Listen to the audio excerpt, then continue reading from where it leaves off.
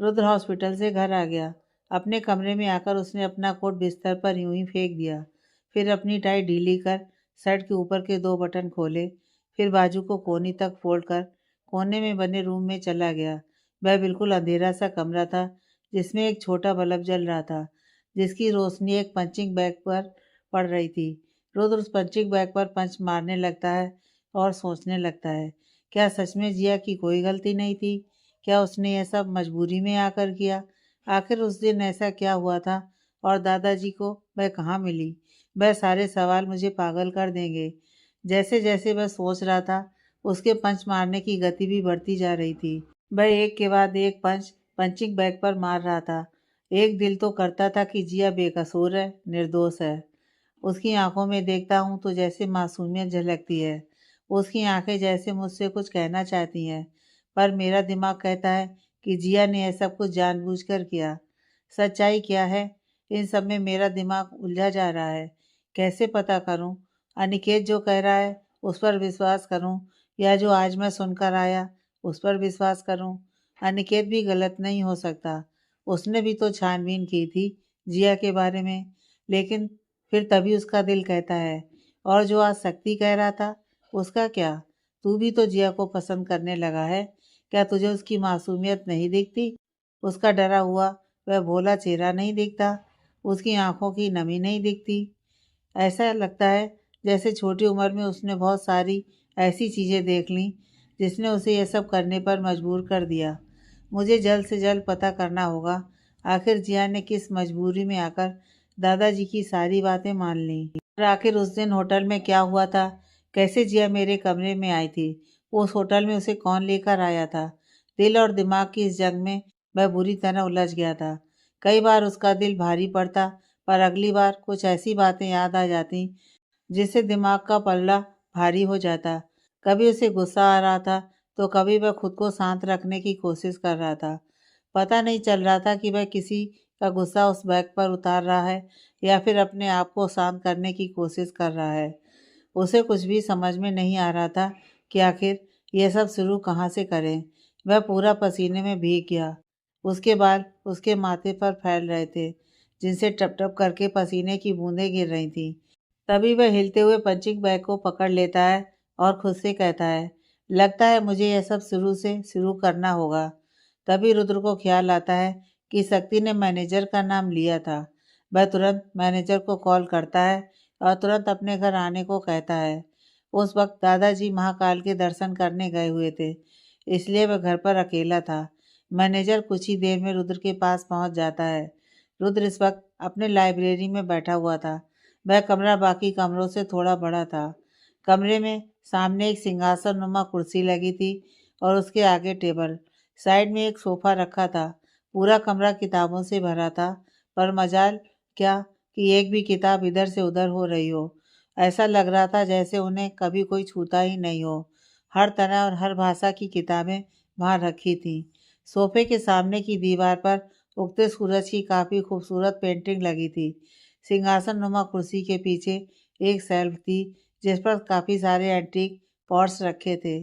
कमरे में चारों तरफ पीली लाइटें लगी हुई थीं, जो उस कमरे को काफ़ी क्लासिक लुक दे रही थीं। रुद्र उसी सिंहासन नुमा कुर्सी पर बैठा था और मैनेजर उसके सामने। रुद्र कुर्सी पर सीधा बैठा था। उसके दोनों हाथ टेबल पर टिके थे और अपनी उंगलियों को उसने आपस में बांधकर जोड़ रखा था। उसका इस तरह बैठना ही सामने वाले को अंदर तक डराकर रखने के लिए काफ़ी था। मैनेजर डरते डरते, जी सर, आपने मुझे बुलाया? रुद्र तीखी नज़र उस पर डालकर कहता है, मिस्टर शर्मा, आप हमारे लिए काम करते हैं, हमारे लिए और हमारी कंपनी के लिए काफ़ी वफादार भी हैं। आपको जो भी हमारी तरफ से या दादाजी की तरफ से काम दिया जाता है, आप उसे पूरी ईमानदारी से पूरा करते हैं। मैनेजर, जी सर। रुद्र, क्या मैं आपसे कुछ सवाल कर सकता हूँ? उम्मीद है आप मुझे उसका सही सही जवाब देंगे। ऐसा कहकर वह अपनी कुर्सी से उठ जाता है और मैनेजर के सामने टेबल के किनारे पर बैठ जाता है। मैनेजर डर के मारे अपना थूक निकल कर कहता है, जी सर, आप पूछें, आपको क्या पूछना है? रुद्र की पर्सनालिटी ही कुछ ऐसी थी कि उसका स्टाफ उससे बहुत डरता था। रुद्र एक बार किसी पर अपनी गहरी नज़र डाल दे तो उस व्यक्ति की हालत काटो तो खून नहीं जैसी हो जाती थी। रुद्र अपने स्टाफ के लिए काफ़ी सख्त था। हालांकि वह बेमतलब अपने स्टाफ को परेशान नहीं करता था, लेकिन फिर भी उसका एक सख्त चेहरा ही स्टाफ के सामने था। उसका स्टाफ भी इस बात को अच्छे से समझता था कि रुद्र कभी भी उन्हें सही बात पर नहीं डांटता, बल्कि उन्हें अप्रिसिएट करने के लिए बोनस और गिफ्ट भी समय समय पर देता था। लेकिन गलती करने वाले को बख्शता भी नहीं था। रुद्र, मिस्टर शर्मा, आप जिया से सबसे पहले कहाँ मिले थे? मैनेजर, जी सर, मैं कुछ समझा नहीं। रुद्र, आप इतने नासमझ तो नहीं हैं शर्मा जी, सच सच बताइए। मैनेजर, वो हाँ, याद आया, मैं उनसे आपके घर पर ही मिला था। रुद्र टेबल पर रखा पेपर वेट घुमाते हुए कहता है, are you sure mister Sharma, आप उसके पहले जिया से कहीं नहीं मिले थे? मैनेजर की हालत इस वक्त उस बकरी जैसी थी जो शेर के सामने खड़ी थी और किसी भी समय उसका शिकार हो सकता है। मैनेजर कुछ नहीं बोलता। रुद्र पेपर वेट घुमाता घुमाता उसे रोक देता है और टेबल से उतरकर बाएं से मैनेजर के पीछे से होता हुआ दाएं तरफ से फिरकर उसके सामने आ जाता है। रुद्र, मैं आपसे पूछ रहा हूँ मिस्टर शर्मा, आप जिया से कहाँ मिले थे? और आप झूठ नहीं बोलेंगे। अब मैनेजर के पास और कोई रास्ता नहीं था, इसलिए वह कहता है, सर, अगर मैं आपको सब सच बता दूंगा तो बड़े मालिक गुस्सा हो जाएंगे, पर यदि मैं आपको नहीं बताऊंगा तो आप गुस्सा करोगे। रुद्र, तुम मुझे बता दो, मैं किसी को भी ये बात नहीं बताऊंगा कि तुमने मुझे सब कुछ बता दिया। मैनेजर यशराज जी के सड़क पर बेहोश होने से लेकर जिया की बहन के ऑपरेशन तक की सारी बातें बता देता है। रुद्र यह सुनकर हैरान हो जाता है कि दादाजी ने उससे इतनी बड़ी बात छुपाई। उन सब बातों के अलावा रुद्र को इस बात पर हद से ज़्यादा हैरानी थी कि जिया इतनी परेशानियों से गुजरने के बाद भी डरी नहीं। उसने कोई गलत रास्ता नहीं अपनाया। शायद यह हालातों की गलती थी कि वह मेरी ज़िंदगी में आई। अब रुद्र को यह विश्वास हो गया था कि जिया की कहीं कोई गलती नहीं है, ना ही वह लालची है। उसने पैसों के लिए शादी नहीं करी।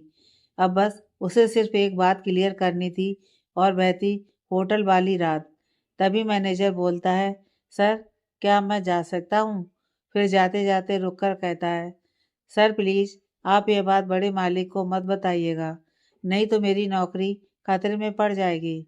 रुद्र, नहीं बताऊंगा। वैसे भी आप हमारे बहुत पुराने, ईमानदार और वफादार कर्मचारी हैं। आपकी हमें बहुत ज़रूरत है मिस्टर शर्मा। जाइए, और हाँ, बच्चों के लिए मिठाई लेते जाइएगा। उसका पेमेंट मैं आपके अकाउंट में भिजवा दूंगा। मैनेजर धन्यवाद सर कहकर वहाँ से चला जाता है। रुद्र वहीं बैठे काफ़ी देर उस बात को सोचता रहता है और फिर अनिकेत को फ़ोन लगाकर कहता है, अनिकेत, मुझे इसी वक्त जिया के बारे में वापस इन्फॉर्मेशन चाहिए। अनिकेत उस वक्त हाईवे पर था। उसने गाड़ी को सड़क किनारे लगा रखी थी। जब भी वह परेशान होता था तो यूं ही लॉन्ग ड्राइव पर निकल जाता था। अपनी गाड़ी के स्पीकर में पुराने गाने लगाकर कुछ देर अकेले बिताता था। आज भी वह अपने पुराने दिन याद कर काफ़ी परेशान हो गया था। इसलिए वह गाड़ी हाईवे के सुनसान रास्ते पर लगाकर कुछ देर अकेले बिता रहा था, ताकि कोई उसे परेशान ना करे। यह जगह शहर से थोड़ी दूर थी। गाड़ी में इस वक्त एक पुराना नगमा सुनाई दे रहा था। रात की ठंडक में यह तराना अलग ही सुकून दे रहा था। गाने के बोल थे, तुझसे नाराज नहीं जिंदगी, हैरान हूँ मैं। तभी रुद्र का फ़ोन आ जाता है। अनिकेत फ़ोन उठाता है। उधर से रुद्र बोलता है, हेलो अनिकेत, सुनो, मुझे इसी वक्त जिया के बारे में सारी इन्फॉर्मेशन वापस चाहिए। अनिकेत, वापस चाहिए? क्या हुआ? क्या कुछ और पता चला है तुम्हें? रुद्र, हाँ, पता तो बहुत कुछ चला है, लेकिन मुझे लगता है कि जो इन्फॉर्मेशन तुम्हें दी गई है वह बिल्कुल गलत है। आज मुझे कुछ ऐसा पता चला है जिससे ऐसा लगता है कि जिया बेगुनाह है, उसे भी किसी ने फंसाया है। अनिकेत, अगर तुम्हें ऐसा सच में कुछ पता चला है तो मैं अभी इंदौर में अपने आदमियों को इस काम पर लगाता हूँ। तुम्हें कल सुबह तक सारी इन्फॉर्मेशन मिल जाएगी। तुम चिंता मत करो। रुद्र, अच्छा सुनो, वह मिस्टर सिन्हा के प्रोजेक्ट का क्या हुआ? मैंने सुना है कि वह काफ़ी सारे इलीगल काम करता है। अनिकेत, हाँ, मैंने भी इस बारे में पता किया है। वह अपनी कंपनी की आड़ में काफ़ी सारे इलीगल धंधे करता है, जिसमें लड़कियों की खरीद फरोख्त और ड्रग्स का धंधा भी शामिल है। उसने इंदौर में कई ऐसे होटल पकड़ रखे हैं जिसमें यह सब होता है। और तो और, मैंने यह भी सुना है कि उसमें उसकी बेटी उसकी मदद करती है। रुद्र गुस्से में, इस सिन्हा की तो, ये सिन्हा जैसे लोग ऐसा भी कर सकते हैं। इन्हें बिल्कुल दया नहीं आती किसी की बेटी के साथ ऐसा करते हुए। और तो और, सिन्हा की बेटी खुद एक लड़की होकर ये काम करती है। उसे बिल्कुल शर्म नहीं आती। उसे दया नहीं आती उन लड़कियों पर। अगर उसके साथ कोई इस तरीके की हरकत करे तब। वेल डन ब्रो, तुमने काफ़ी कुछ पता कर लिया इस बारे में। अनिकेत, हाँ, मुझे काफ़ी दिनों से इस पर शक था। काफ़ी दिनों से मैं इसके पीछे था। और फिर जो टेंडर हम भरने वाले हैं, मैंने सुना है कि वह किसी भी कीमत पर उसको पाना चाहता है। वह प्रोजेक्ट हाईवे के पास चालू होगा और इससे उसके इलीगल धंधों में काफ़ी सुविधा हो जाएगी। रुद्र, ऐसा बिल्कुल नहीं होना चाहिए। वह टेंडर किसी भी कीमत पर हमें मिलना चाहिए, चाहे इसके लिए हमें कुछ भी क्यों ना करना पड़े। साम दाम दंड भेद कुछ भी करके वह टेंडर हमारे हक में खुलना चाहिए। अनिकेत, तुम चिंता मत करो रुद्र, ऐसा ही होगा। यह सब छोड़ो, ये बताओ पापा कैसे हैं? क्या उनमें कोई हरकत हुई? रुद्र, नहीं। फिर कुर्सी के पीछे होकर अपनी आंखें बंद कर लेता है और कहता है, मैं उस दिन का इंतजार कर रहा हूँ जिस दिन पापा हमें गले लगाकर कहेंगे, मुझे तुम पर गर्व है बेटा। ऐसा कहते हुए रुद्र की आंखें गीली हो जाती हैं। वहीं अनिकेत की आंखें भी नम हो जाती हैं। अनिकेत कहता है, ऐसा जरूर होगा रुद्र, तुम हिम्मत से काम लो। मुझे बस एक बार शंकर का पता चल जाए, फिर उससे इस खेल के मास्टरमाइंड का पता लगने में ज़्यादा वक्त नहीं लगेगा। रुद्र, तुम सही कह रहे हो। मुझे ये तो पता है कि वह अपने ही परिवार में से कोई है, लेकिन कौन है और ऐसा क्यों चाहता है, यह नहीं पता। और अगर अब मेरे परिवार पर कोई भी आँच आई, तो फिर उन लोगों को नरक से भी बदतर सजा दूंगा। अनिकेत, हम दोनों हैं ना, इस बार हम किसी को कुछ नहीं होने देंगे। वह जो कोई भी है, वह यह जान चुका होगा कि हम उसके पीछे पड़ चुके हैं। तुम अपना और बाकी सबका ध्यान रखना। मैं रात में थोड़ा लेट हो जाऊंगा। रुद्र, ठीक है। और फिर अनिकेत अपने काम पर लग जाता है। अनिकेत इंदौर में अपने आदमियों को फ़ोन करके सारी बातें बता देता है और उन्हें कह देता है कि कल सुबह रात तक किसी भी कीमत पर यह सारी इन्फॉर्मेशन मिल जानी चाहिए। गाड़ी में बैठकर वह अभी कुछ ही दूर चलता है कि अचानक एक लड़की उसकी गाड़ी के आगे आ जाती है। अनिकेत एकदम से ब्रेक लगा देता है, जिसके कारण उसका सिर भी स्टीयरिंग से लग जाता है। वह लड़की टक्कर से गाड़ी के बोनट पर गिर जाती है। अनिकेत गाड़ी से बाहर निकलकर जोर से चिल्लाता है, ए पागल लड़की, तुझे मेरी ही गाड़ी मिली थी क्या मरने के लिए? इतनी बड़ी सड़क पड़ी है, वहां जाकर मरो। तभी वह लड़की अपना सिर उठाकर अनिकेत की तरफ देखकर कहती है, प्लीज मुझे बचा लो। वह लोग जबरदस्ती मेरी शादी करवा रहे हैं, बचा लो। ऐसा कहकर वह रोने लगती है। इससे आगे उससे कुछ नहीं बोला गया। भागने के कारण वह बहुत थक गई थी। इस बार अनिकेत ने गौर से उस लड़की को देखा। उसने लाल रंग का लहंगा पहन रखा था और काफी सारे गहने भी उसने पहन रखे थे। देखने से वह दुल्हन की तरह लग रही थी। रोने के कारण उसकी आंखों का काजल फैल चुका था और ऐसा लग रहा था कि वह अपनी शादी से भागकर या किसी से अपनी जान बचाकर भाग रही है। तभी पीछे से आती एक गाड़ी की रोशनी उस लड़की के चेहरे पर पड़ती है। अनिकेत उसके चेहरे में खो जाता है। सांवला सा रंग, गहरी भूरी आंखें, उस पर उसकी मासूमियत उसे और भी खूबसूरत बना रही थी। तभी उसे कुछ लोगों का शोर सुनाई देता है। पकड़ो उसे। वह रही। वो लड़की उस आवाज़ को सुनकर खड़ी होने की कोशिश करती है, लेकिन काफ़ी भागने की वजह से उसके पैरों में जान नहीं बचती। वह लड़खड़ाकर गिरने वाली होती है कि अनिकेत उसका हाथ थाम लेता है। वह अनिकेत की तरफ देखती है। दोनों एक दूसरे की आंखों में कुछ देर के लिए खोसे जाते हैं। उन्हें तब होश आता है जब वह आदमी उनके करीब आ जाते हैं। अनिकेत झटके से उस लड़की को अपने पीछे छुपा लेता है। आने वाले आदमी, ए बाबू, उस लड़की को हमारे हवाले कर दो। अनिकेत, कौन हो तुम और क्यों इस लड़की के पीछे पड़े हो? आने वाले आदमी, तुम्हें उससे क्या? तुम इस मामले में मत पड़ो। तुम जानते नहीं हम कौन है? अनिकेत, कौन हो तुम? मैं तो नहीं जानता और मुझे जानना भी नहीं है।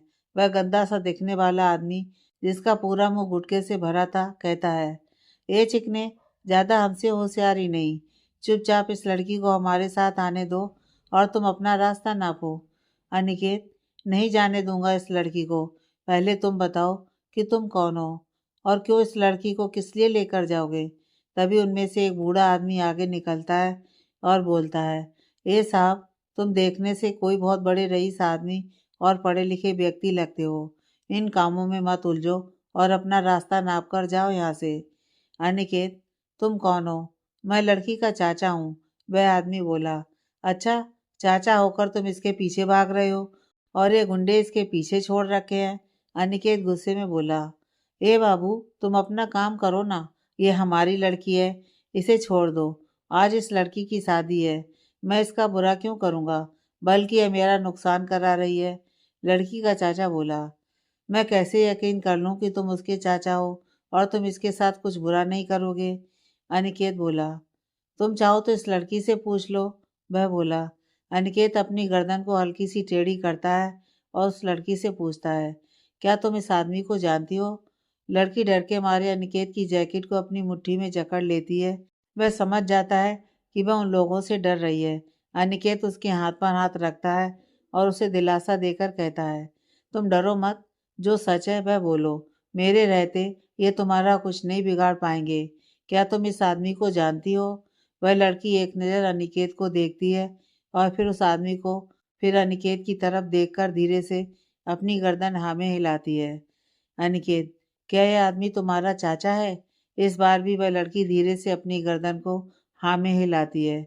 अनिकेत फिर उस लड़की से पूछता है, क्या तुम इनके साथ जाना चाहती हो? इस बार लड़की ने अपनी गर्दन हाँ में हिला दी। उसके हाव भाव देखकर ऐसा लग रहा था कि जैसे उसके साथ इन लोगों ने कुछ ऐसा किया है जिससे यह लड़की उन लोगों के साथ जाने से मना कर रही है, उनसे डरी हुई है। पर उसकी ना सिर्फ अनिकेत ही देख पाता है। फिर अनिकेत उन लोगों की तरफ देखकर कहता है, यह लड़की तुम्हारे साथ कहीं नहीं जाएगी, क्योंकि वह खुद तुम्हारे साथ नहीं जाना चाहती। ऐसे कैसे नहीं जाएगी? चाचा बोला। यही लड़कियों की ना की इज्जत करनी चाहिए। चाचा हो ना, तो बताओ इसके साथ तुमने ऐसा क्या किया जो ये तुम्हारे साथ नहीं जाना चाहती? लड़कियों की इज्जत करनी चाहिए, ना कि इन्हें खेल खिलौने का सामान समझना चाहिए कि जब मर्जी आए जैसी मर्जी आए खेल लिया और जब मर्जी आए उसे कोने में फेंक दिया। अनिकेत बोला। लड़की का चाचा। ए लड़के, बहुत हो गया तेरा तमाशा, यह लड़की तेरे बाप की जागीर नहीं है। अनिकेत को अब गुस्सा आने लगा। वह एक मुक्का उस आदमी को मार देता है। कह दिया ना, यह लड़की कहीं नहीं जाएगी, मतलब कहीं नहीं जाएगी। इसमें इसकी इच्छा शामिल नहीं है। अगर ये जाना चाहती है तो मैं इसे खुशी खुशी तुम्हारे साथ भेज देता। वह आदमी जो अभी अभी अनिकेत से मार खाया था, अपने पेट को पकड़कर सीधा खड़ा होता है और जाकर उस लड़की का हाथ पकड़कर कहता है, चल चुपचाप यहाँ से, मैं भी देखता हूँ कैसे नहीं जाएगी तू। इतनी देर से प्यार से समझा रहा था, तब तुझे समझ में नहीं आया। जब तक तुझे मार नहीं लगाई जाए तब तक तू सुधरेगी नहीं। उस आदमी ने उसकी कलाई को इतना कस के पकड़ रखा था कि उसके हाथ की कुछ चूड़ियां टूटकर उसके हाथों में धंस गईं। अनिकेत से यह सब बर्दाश्त नहीं हो रहा था। वह उस आदमी के पेट में एक जोरदार लात मारकर कहता है, दूर रहो उससे।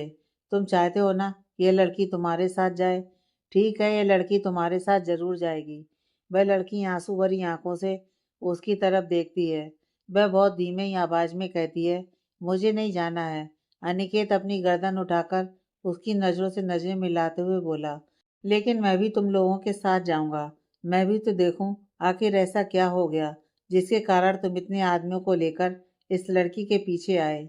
ये लड़की इतनी रात को दुल्हन बनी इस सुनसान सड़क पर क्यों भाग रही थी? वह सभी आदमी एक दूसरे की शक्ल देखने लगते हैं।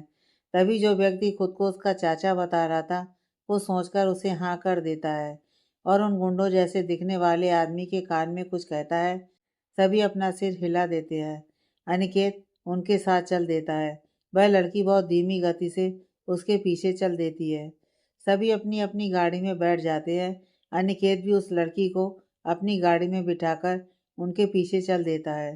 कुछ ही देर में वह उस व्यक्ति के घर पहुंच जाते हैं। वहां जाकर अनिकेत अपनी कार रोकता है और शीशा नीचे कर चारों तरफ देखता है। एक छोटा सा घर था जिसके आंगन में कुछ एक लाइटों व आंगन को थोड़े से फूल मालाओं से सजा रखा था। वह लड़की से कहता है, यही तुम्हारा घर है? लड़की, हाँ, पर आपने मुझे यहाँ लाकर अच्छा नहीं किया। पता नहीं किस मनहूस घड़ी में आपसे मिली, अब चलिए मेरी बर्बादी में। उधर रुद्र अनिकेत से बात करने के बाद अपना फोन काटकर बिस्तर पर फेंक देता है। थोड़ी देर बाद जिया भी घर आ जाती है और शाम के खाने की तैयारी करने लगती है। यशराज जी महाकाल के दर्शन कर वापस लौट आते हैं। जिया उन्हें चाय देने के लिए बाहर आती है। दादाजी आपकी चाय। यशराज जी, लाओ बेटा, इसकी तो बहुत ज़्यादा ज़रूरत थी। आज बहुत थक गया मैं। जिया, कर आए दादाजी दर्शन? यशराज जी, हाँ बेटा, दिल को बहुत सुकून मिला बाबा के दर्शन कर। लो यह प्रसाद सब में बांट दो, और ये मन्नत का धागा मैं अपने बेटे के लिए लेकर आया हूँ, जिससे वह जल्द से जल्द ठीक हो जाए। जाकर उसके सिराने रख दो। मैंने उसके नाम की पूजा कराई थी, जिससे वह जल्द से जल्द ठीक हो जाए। अच्छा बहू, रुद्र कहाँ है? जिया, वह शायद अपने कमरे में है। आप कहें तो मैं उन्हें बुलाऊं? यशराज जी, नहीं बेटा, रहने दो। जिया फिर थोड़ा रुककर कहती है, दादाजी, आपसे एक बात कहूं? हाँ कहो। जिया, आपको नहीं लगता कि रुद्र जी थोड़े अकड़ू हैं? यशराज जी, क्या कहा तुमने? अकड़ू? वैसे तुमने उसे बिल्कुल सही नाम दिया है, अकड़ू। और ऐसा कहकर वह हंसने लगते हैं। उन दोनों को ही यह नहीं पता था कि रुद्र उनके पीछे खड़ा उनकी बातें सुन रहा है। जिया, और क्या दादाजी, अकड़ू के साथ साथ खड़ूस और नकचढ़े भी हैं। हमेशा गुस्से में मुंह फुलाए घूमते रहते हैं। ये मत करो, वो मत करो। हूँ? जिया की बात सुनकर यशराज जी कहते हैं, यह तो तुम ठीक कह रही हो। जिया, क्या वह शुरू से ही ऐसी हैं? यशराज जी अब थोड़ा गंभीर हो जाते हैं। वह गंभीर होकर कहते हैं, नहीं, वह शुरू से ऐसा नहीं था, बल्कि वह तो बहुत मासूम और नटखट था, बहुत शैतान था।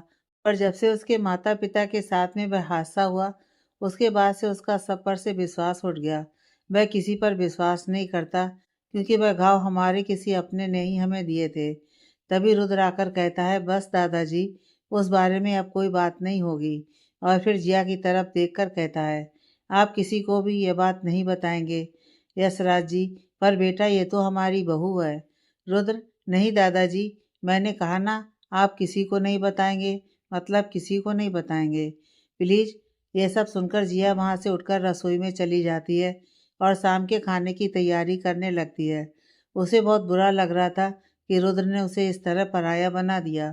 तभी रुद्र रसोई में आता है। जिया उस वक्त आटा गूंद रही थी। आटा सानते हुए रुद्र की बातें याद कर उसकी आंखें बार बार नम हो रही थी। वह आटा लगाते हुए कलाइयों से पोंछ बार बार अपने आंसुओं को बाहर आने से रोक रही थी। रुद्र पीछे खड़ा उसे देख रहा था। जिया ने उस वक्त अपने साड़ी के पल्लू को अपनी कमर में खोस रखा था, जिससे उसकी कमर दिख रही थी, और बालों का उसने ढीला जूड़ा बना रखा था। उससे निकलती एक लट उसके गालों पर बार बार आ रही थी। वह कभी उन्हें पीछे कर रही थी, कभी अपने आंसू पोंछ रही थी। ये बात तो रुद्र भी महसूस कर चुका था कि जिया रो रही है। वह धीरे से उसके करीब आता है। उसे खुद नहीं पता था कि किस ख्याल में गुम वह जिया के नज़दीक पहुंच गया।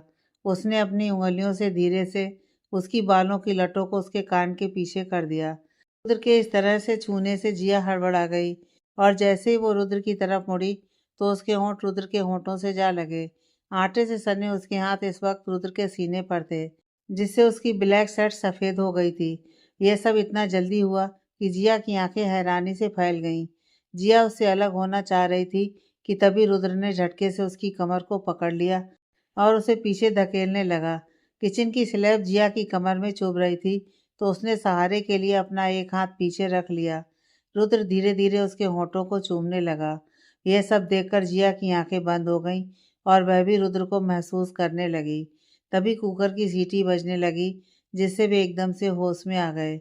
रुद्र झटके से उससे अलग हो गया, और जिया को देखकर उसे वह सारी बातें याद आने लगीं जो आज सुबह हॉस्पिटल में घटित हुई थी। वह बिना कुछ बोले वहां से तुरंत चला गया।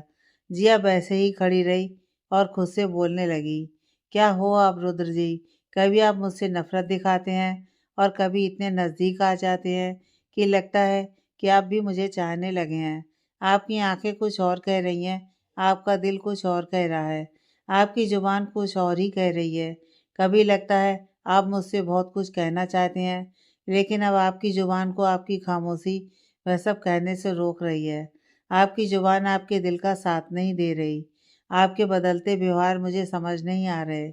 अनिकेत उस लड़की से पूछता है, क्या यहाँ तुम्हारी शादी हो रही है और तुम शादी से भाग क्यों रही थी? वह लड़की बोलती है, ये मेरी शादी नहीं, बर्बादी है, और ये केवल तुम्हारी वजह से हो रही है। मुझे केवल तुम्हारी वजह से वापस यहाँ आना पड़ा, नहीं तो मैं यहाँ से भागकर दूर चली गई होती। पता नहीं क्या सोचकर मैंने तुमसे मदद मांगी थी। ऐसा कहकर वह झटके से उस गाड़ी से उतर जाती है। अनिकेत भी उसके पीछे पीछे उतर जाता है। वहां जाकर वह देखता है कि उस जगह के चारों तरफ गुंडे जैसे दिखने वाले आदमी हाथ में बंदूक लेकर खड़े थे। सामने आंगन में मंडप सजा था। जैसे ही वह लड़की वहां पहुंचती है तो उसकी चाची कहती है, कल मुही माँ बाप को तो खा गई, अब शादी से भागकर हमारी नाक भी कटवा दी। अरे तू भी उनके साथ क्यों नहीं मर गई? कम से कम ये दिन तो नहीं देखना पड़ता। अब हम लोगों को क्या मुंह दिखाएंगे? जमाई साहब के सामने हमारी क्या इज्जत रह जाएगी? तभी वह आदमी जो खुद को उसका चाचा बता रहा था कहता है, अरे ये सब बातें बाद में करना, अभी जल्दी से दामाद जी को बुलाओ और जल्दी जल्दी शादी कराओ। अनिकेत वहीं खड़ा देखता रहता है और सोचता है कि आखिर ऐसी कौन सी बात है जिसके कारण ये लड़की इतनी डरी हुई है। चारों तरफ इन गुंडों का पहरा लगा है। ऐसा तो नहीं कि लड़की शादी नहीं करना चाहती हो या फिर इसकी जबरदस्ती शादी कराई जा रही हो। खैर आगे आगे देखते हैं क्या होता है। तभी एक आदमी जिसने शेरवानी पहन रखी थी लड़खड़ाए कदमों से वहां आता है। वह खुद को संभाल भी नहीं पा रहा था। वह जैसे ही कदम बढ़ाता है उसी वक्त वह लड़खड़ाकर गिरने वाला होता है कि दो आदमी उसे पकड़ लेते हैं। दोनों आदमी उसे पकड़कर मंडप लेकर आते हैं। अनिकेत उस आदमी को देखकर कहता है, ये कौन है? लड़की का चाचा, यही तो दूल्हा है। अनिकेत, तुम पागल हो? इससे खुद तो संभला नहीं जा रहा, इसको क्या संभालेगा? लड़की का चाचा, तुमसे कहा था ना कि तुम अपना मुंह बंद रखना। तुमने यहाँ आने की इजाजत मांगी इसलिए हमने दे दी, पर इससे आके तुम हमारे घर के मामले में दखल नहीं दोगे, समझे? अनिकेत, क्यों नहीं दूंगा? वह लड़की मेरे पास आई थी मदद मांगने, इसलिए मैं उसकी मदद करके रहूंगा। चाचा हंसने लगता है और कहता है, तू शेर की मान में आकर कहता है कि तू शेर का शिकार करेगा?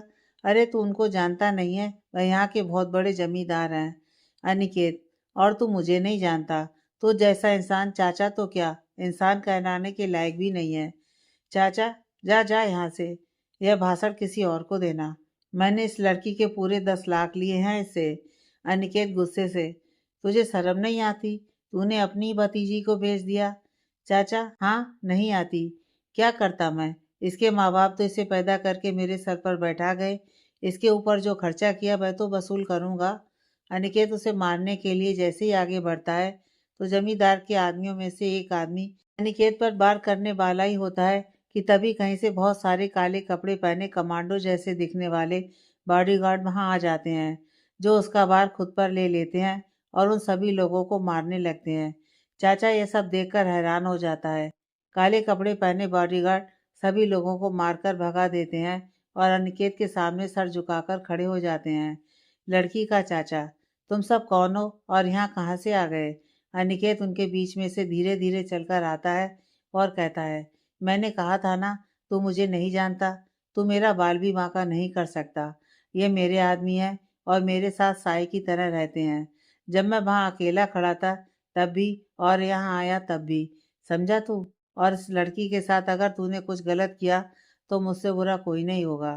तभी एक आदमी आकर कहता है, वाह भाई वाह, तुमने लड़की की शादी तो तोड़ दी। अब कौन करेगा इससे शादी? हमारी तो पूरे जगत में थू थू हो गई। अनिकेत, तब थू थू नहीं हुई थी जब तुम इसे बेच रहे थे। अरे यह तो इस गांव का रिवाज है, लेकिन अब इससे शादी कौन करेगा? अनिकेत को सोचकर, मैं करूँगा। चलिए पंडित जी, शुरू कीजिए मंत्र। और अनिकेत उस लड़की का हाथ पकड़कर फेरे लेने लगता है। कुछ ही देर में दोनों की शादी हो जाती है। पंडित जी, शादी संपन्न हुई। आप दोनों वर वधू अपने से बड़ों का आशीर्वाद ले लीजिए। अनिकेत, पंडित जी, यहाँ केवल भगवान और आप ही बड़े हैं। इन जैसे लोग बड़े कहलाने लायक नहीं हैं। और ऐसा कहकर वे पहले भगवान के आगे सर झुकाता है और फिर पंडित जी के पैर छूकर वहां से उस लड़की को लेकर निकल जाता है। पूरे रास्ते ना तो वह लड़की और ना ही अनिकेत एक दूसरे से बात करते हैं। यहाँ तक कि अनिकेत ने उस लड़की से उसका नाम तक भी नहीं पूछा। अनिकेत का ड्राइवर गाड़ी ड्राइव कर रहा था और अनिकेत और लड़की पीछे बैठे थे। उनके बीच में पर्दा लगा दिया था, जिससे पीछे बैठने वालों की बातें ड्राइवर तक नहीं पहुंचती थीं। वह लड़की पूरे रास्ते खिड़की से बाहर देख रही थी और सोच रही थी कि उसकी जिंदगी भी क्या रंग दिखा रही है। एक ऐसा खेल उसकी जिंदगी उसके साथ खेल गई कि उसे यह तक नहीं पता कि जिसके साथ वह जा रही है उसका नाम क्या है, वह उसके साथ कैसा सलूक करेगा। कुछ ही देर में अनिकेत की गाड़ी उसके घर के सामने झटके से रुकती है, जिससे अनिकेत होश में आता है और उस लड़की से कहता है, उतर जाओ, घर आ गया। वह लड़की एक नज़र अनिकेत को देखती है और फिर बाहर देखती है। एक बहुत बड़ी शानदार हवेली उसे दिखाई देती है। उसे कुछ नहीं समझ आ रहा था, लेकिन फिर उसने अपना सब कुछ किस्मत के हवाले कर दिया और उतर गई। अनिकेत जाकर दरवाजे की घंटी बजाता है।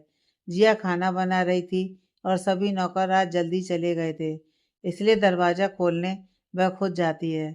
जैसे ही दरवाज़ा खोलती है, अनिकेत और उस लड़की को देखकर वह हैरान रह जाती है। वह कहती है, भैया आप और ये लड़की। यशराज जी और रुद्र भी वहाँ आते हैं और अनिकेत और उस लड़की को वहाँ देखकर वह भी हैरान हो जाते हैं। अनिकेत ये सब क्या है और ये लड़की कौन है? यशराज जी अनिकेत से पूछते हैं।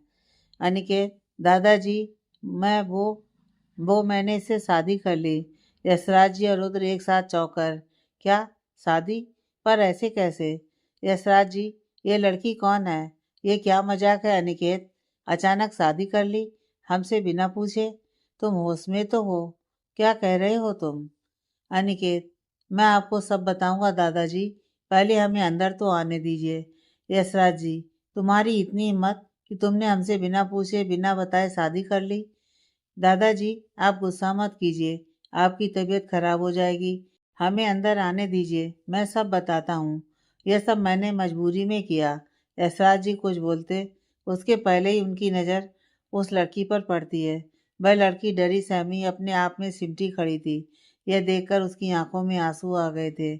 उसकी मासूम और भोली सूरत देखकर यशराज जी कुछ नहीं कहते और उन दोनों के सामने से हट जाते हैं। अनिकेत अंदर आने के लिए जैसे ही अपने कदम आगे बढ़ाता है, वैसे ही यशराज जी उसे रोक देते हैं। रुक जाओ अनिकेत। पर दादाजी, मैंने कहा ना, रुक जाओ, यशराज जी बोले। सभी हैरानी और असमंजस भरी नज़रों से उन्हें देखने लगते हैं। सभी के सांसें रुक सी गईं। फिर वे जिया को आवाज़ देकर कहते हैं, जिया, आरती की थाली लेकर आओ। नई बहू का गृह प्रवेश बिना आरती के कैसे हो सकता है? जिया उनकी बात सुनकर मुस्कुराते हुए आरती की थाली लेने चली जाती है। यशराज अनिकेत की तरफ मुड़कर कहते हैं, मेरा गुस्सा तुम पर है, ना कि मेरी बहू पर। अब ये इस खानदान की बहू है। जिया आरती की थाली लेकर आती है और दादाजी को देकर कहती है, लीजिए दादाजी, आरती कीजिए। यशराज जी, मैं नहीं बेटा, तुम इस घर की बहू हो, इस घर की लक्ष्मी हो। तुम ही अपनी जेठानी की आरती कर उसका गृह प्रवेश करवाओ। यशराज जी की बात सुनकर जिया की आंखों में आंसू आ जाते हैं। आज पहली बार उसे किसी ने इतना हक दिया। नहीं तो उसके पिता के जाने के बाद कभी उसकी माँ ने उसे दिया तक नहीं जलाने दिया था। जिया खुशी खुशी उस लड़की की आरती उतारती है और देरी पर चावल का कलश रख कर कहती है, आइए भाभी, आपका इस घर में स्वागत है। आप अपने दाएं पैर से इस कलश को घर के अंदर गिराइए और गृह प्रवेश कीजिए। वह लड़की न जाने किस ख्याल में डूबी थी। तभी अनिकेत उसका हाथ पकड़कर कहता है, चलो यह रस्म करो और अंदर चलो। वह लड़की अपने ख्याल से बाहर आती है और अपने पैरों से कलश को अंदर गिरा गृह प्रवेश करती है। अंदर जाते ही रुद्र अनिकेत को साइड में ले जाकर कहता है, यह सब क्या है अनिकेत? मैंने तुम्हें जिया के बारे में पता करने भेजा था, तुम तो शादी कर आए। कौन है ये लड़की? अनिकेत, मुझे नहीं पता। रुद्र हैरानी से अनिकेत की तरफ देखकर कहता है, क्या तुम्हें नहीं पता? तुमने उससे शादी की ना, तो तुम्हें नहीं पता तो फिर किसे पता होगा? तुम उसे पहले से जानते थे? अनिकेत, नहीं, मैं उसे नहीं जानता। रुद्र, एक मिनट, मुझे कुछ समझ में नहीं आ रहा। अच्छा, क्या नाम है उसका?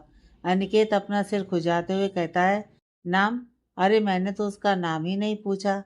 रुद्र हैरानी से, क्या तुम्हें नाम तक नहीं पता?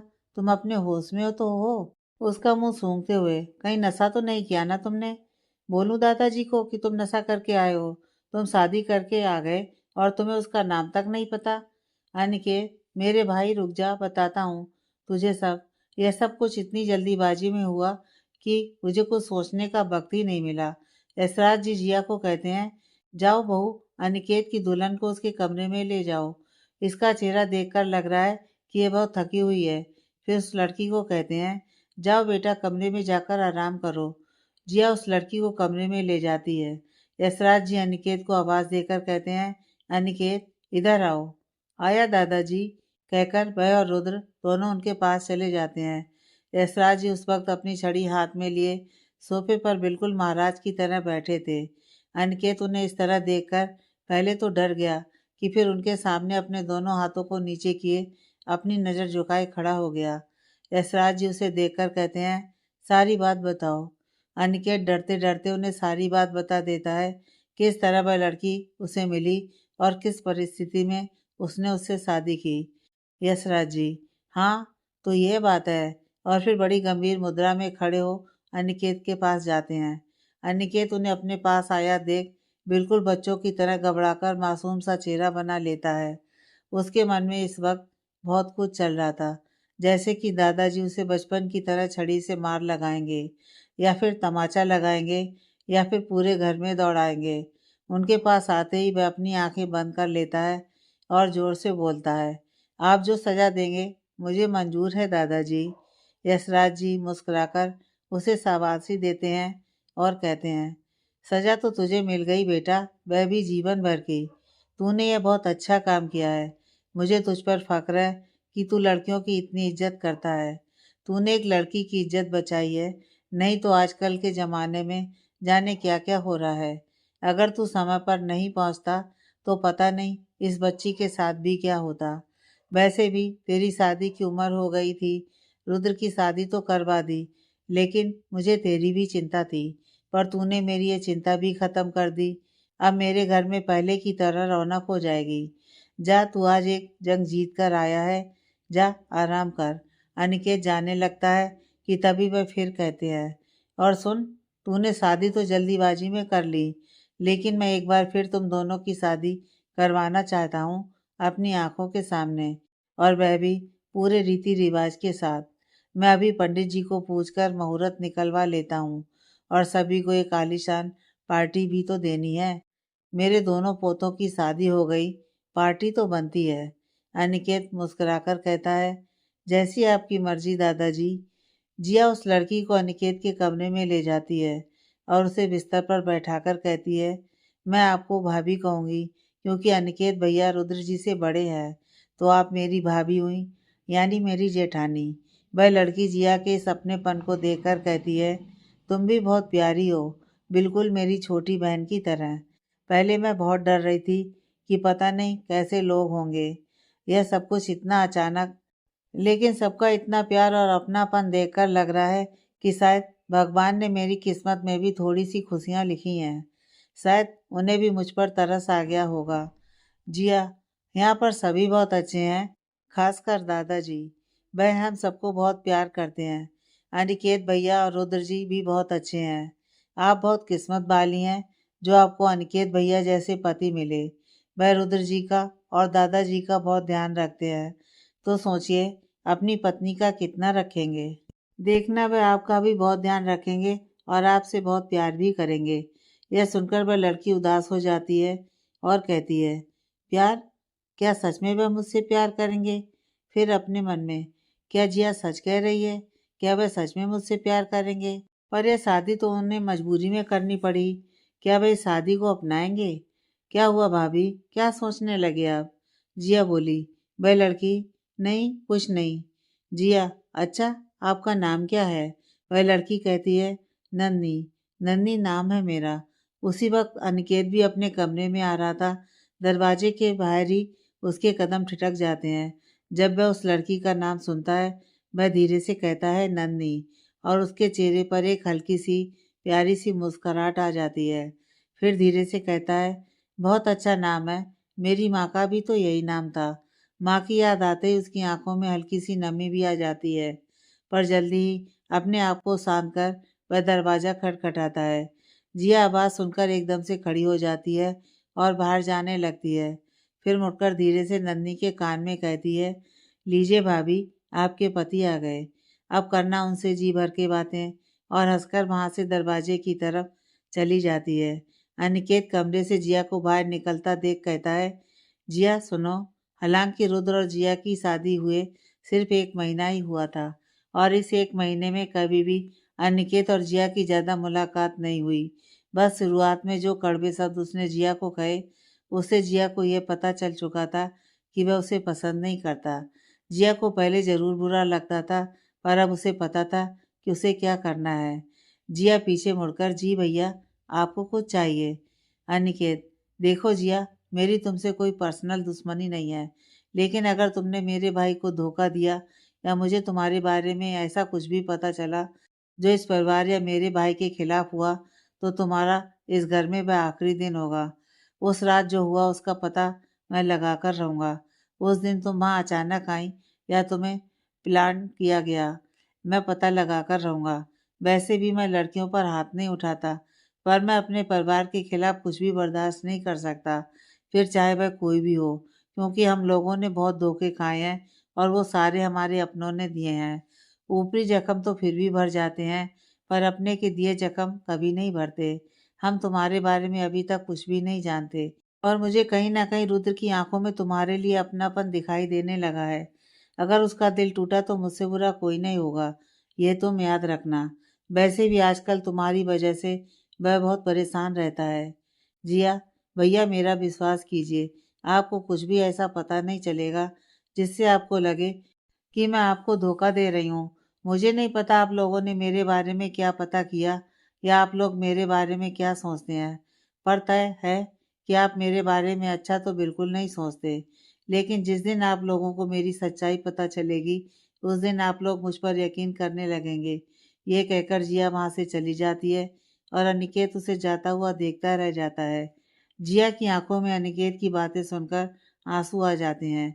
जिया अपने आप को संभाल दादाजी के पास जाती है और कहती है, दादाजी, मुझे आपसे कुछ बात करनी है। यशराज जी, हाँ बोलो बेटा, क्या हुआ? जिया, दादाजी, आपके पहले ही मुझ पर बहुत एहसान है, बस एक आखिरी एहसान और कर दीजिए। यशराज जी, बेटा अपनों पर कभी एहसान नहीं किया जाता, तुम हक से बोलो, क्या चाहिए? जिया, दादाजी, रिया पहले से काफ़ी ठीक है, मैं चाहती हूँ कि उसे यहाँ से बहुत दूर भेज दूँ, जहाँ कोई भी उस तक न पहुँच पाए। आप समझ रहे हैं ना? यशराज जी, पर ऐसा क्यों? तुम उसे अपने से दूर क्यों करना चाहती हो? जिया, मैं जानती हूँ दादाजी, आपको मेरे बारे में बहुत कुछ पता है, इतना कि शायद वो सब किसी को नहीं पता, शायद मुझे भी नहीं। तो आप समझ गए होंगे कि मैं ऐसा क्यों चाहती हूँ। यशराज जी, ठीक है, मैं उसे देहरादून भेजने की व्यवस्था करता हूँ। वहाँ मेरे एक बहुत पुराने दोस्त रहते हैं और उन्हें भी एक बेटी चाहिए। रिया को वहाँ किसी तरह की कोई कमी नहीं होगी और उसकी देखभाल भी अच्छे से होगी। वहीं उनकी स्कूल है, वहाँ उसका एडमिशन करा दिया जाएगा, जहाँ वह भी अच्छा फील करेगी। जिया, पर दादाजी, वहाँ कोई खतरा? यशराज जी उसे बीच में रोकते हुए कहते हैं, तुम इसकी चिंता मत करो, वहाँ उसे कोई खतरा नहीं होगा। जहाँ वह जा रही है वहाँ के बारे में कोई अंदाजा भी नहीं लगा सकता, तुम निश्चिंत रहो। जिया, थैंक यू दादाजी, आपने मेरी बहुत बड़ी मुसीबत सॉल्व कर दी।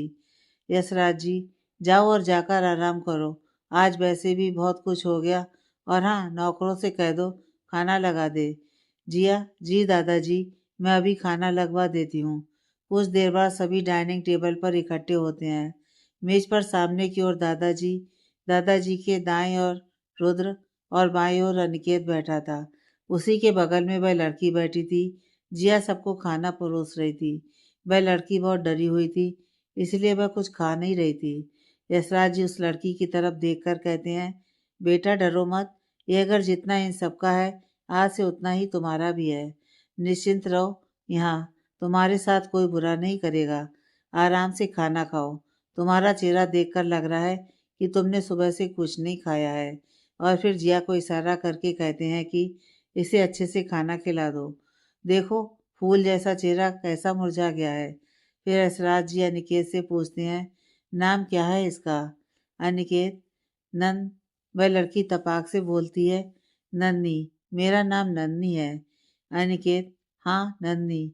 यशराज जी, नन्नी बेटा, तुम्हें किसी भी चीज़ की ज़रूरत हो तो बेधड़क हम में से किसी को भी कह सकती हो। अब तुम इस घर की बहू बन चुकी हो, तो किसी से भी डरने की या परेशान होने की ज़रूरत नहीं है।